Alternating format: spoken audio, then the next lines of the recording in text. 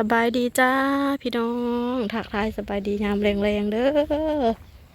เมื่อนี้ลงมาแคมป์ของพี่น้องอันกายมาซื้อยาเนาะซื้อยาให้คุณแม่ยาที่เพิ่นกินประจำนั่นแหละก็เลยถือโอกาสลงมาถ่ายวิวยามแรงพี่น้องแคมป์ของบ้านเฮาอัปเดตให้พี่น้องเบิ่งเนาะอาการกะยังบ่อันนะปานใดพี่น้องยังเมื่อยอยู่เนาะเขาเจ้าว่าขายยามนี่มันนานเศร้าเด้ก็คือแบบสภาพตอนนี้ก็คือบ่เป็นตาเบิ่งเลยพี่น้องยังแบบตอนนี้ก็รู้สึกว่าแบบวินหัวโอ้ยบ่ได้ชิมบ่แม่นสิบ่ได้ไปหาหมออีกบ่เนาะลงกายมามาซื้อยาอยู่ร้านขายยาเพราะว่าแม่เฮานะเพิ่นได้กินยาประจำเนาะก็เลยถือโอกาสลงมาถ่ายคลิปถ่ายวิวยามแรงให้พี่น้องเบิ่งแล้วตะเว้นตกดินเลยพี่น้องปุ๊บพ่อใหญ่อันนั้นลงอาบน้ำอยู่คลองคิดเห็นทำไมยังตอนยังน้อยเนาะพี่น้องพวกเขาเจ้าเททางลงนะเขาเจ้าเทปูนคักอะไรพี่น้องทาวัดก็กว้างกว่ายังสั่นๆเช่นๆเดี๋ยวพี่น้องยางกันรู้สึกว่าหมกขำมากอยากเป็นวินวะอยากวินหัวให้จักหน่อย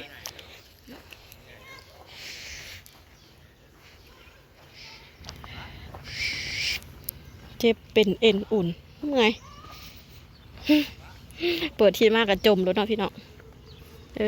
เขาจะเททางลงคักอะไรลงหัวลุมบุพี่น้องเขาจะแลนไกลไปไกลมาก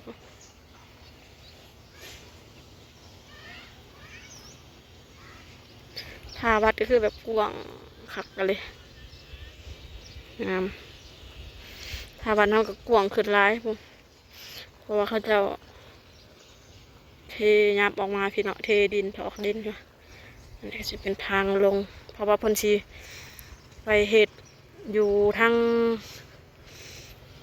หัวดอนพี่น้องพวกทางพวกเห็ดกันเจือนอยู่เกาะดอนทำเงินเผากับเบียกถือเลยเด้อบ้านนี้ไม่น่ารอดเนาะพี่น้องเดี๋ยวจะหายเบิ่งหนาของยานี่เห็นนาเบียลงมาหลินเมื่อเลยพี่น้องน้องนาเบียลงมานาเบียเคยโตจะสิหายเบิ่งสภาพพี่น้องเป็นตลอดอยู่วะสภาพของตากล้องโอ้ยมึงมีคลิปไม่เบิ่งเด้อบัดแต่ช่วงนี้พี่น้องสภาพไม่น่าดูสักเท่าใดสภาพบุเป็นตะเบิงปันไรจ้าเบิ่งวิวไปสักก่อนพี่น้องหมาเจ้าของส่องบ่อยากรอดเรือเขาจะมาตะบันดอนพ่อใหญ่เราปีนขึ้นมาเท้าอันนั้นเขาจะชิมเมือดอนว่าอยู่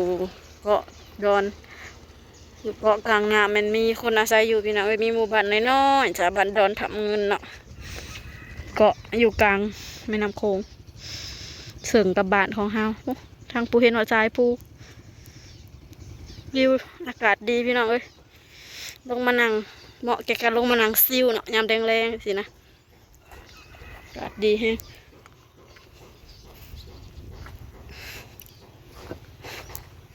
แต่ว่าตากล้องนะชิเป็นวินแหละตอนนี้เดี๋ยวเขาจะกำลังเริ่มเขาจะเริ่มเทเลยนี่ลักอันนี้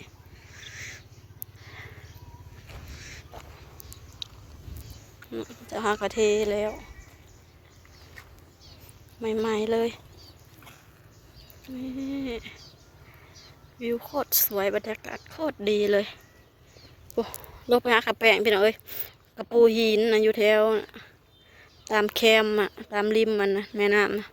แถวก่อนหินนะหาไงเอากระแปงมาใส่ตะมังหุงแซ่บ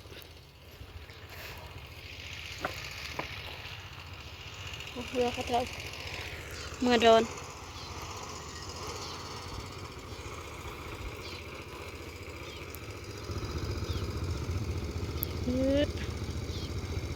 ไปแล้วก็สิมีเรือแลนไปแลนมาพี่น้อง เรือเขาเจ้าจอดเต็มตะฟังตะเวนก็ตกดินแล้ว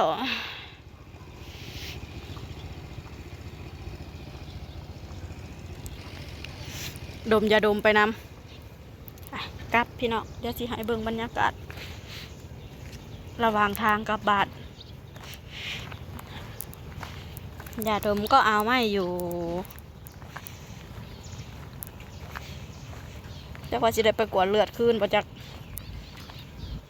กวดเบิ่งพวกอีหยังไขมันนี่นะเพราะว่าดาวเคยเป็นว่าไขมันในเลือดขึ้นสูงจะเสียเหตุให้มึนหัวถ้ายังบดีขึ้นก็คือจะได้ไปหาหมออีกพี่น้องเอ้ย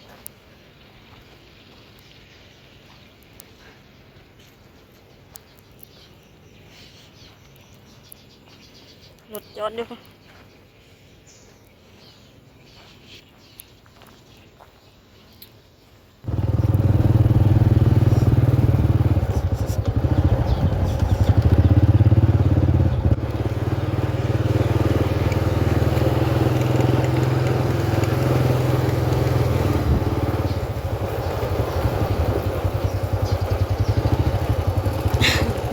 แค่ได้ซื้อยา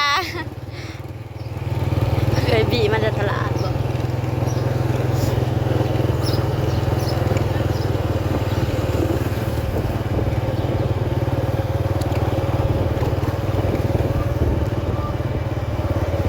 สิเป็นทางซอยแบบนี้เลยพี่น้อง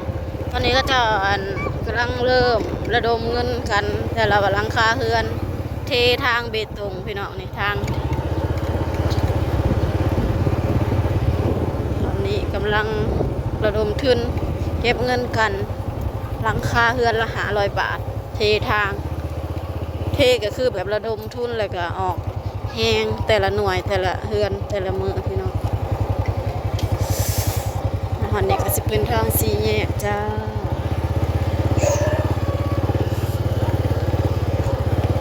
อันนี้ก็สิเพาะเฮือนเนาะ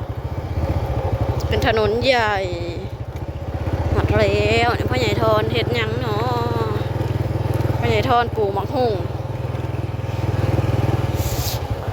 ก็ได้อยู่พี่น้องเอ้ยพ่อใหญ่ทอนปลูกกะเบี้ยหมักหุ่งปลูกพอดีหอบบ้านพ่อใหญ่ทอนปลูกหมักหุ่งพอดีรอบบ้านเลยค่ะพ่อใหญ่ทอนผู้ขยันเนี่ยแถวนี้ก็สิมีเนี่ยต้นผักหวานลำหยอกลำไยนี่คือกระปลูกต้นมะฮุ่งบรรยากาศยามแรงอยู่บ้านเฮาพี่น้องอยู่บ้านนอกหอกนา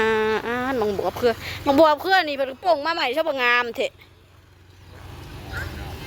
เขียวผูกใบเฮาพี่ช่างนี่กำลังเป็นหมาพี่น้องเอ้ยผูแถวทางหน้านี่เริ่มจากเบิดเลยใหญ่ทอนปลูกต้นมะฮุ่ง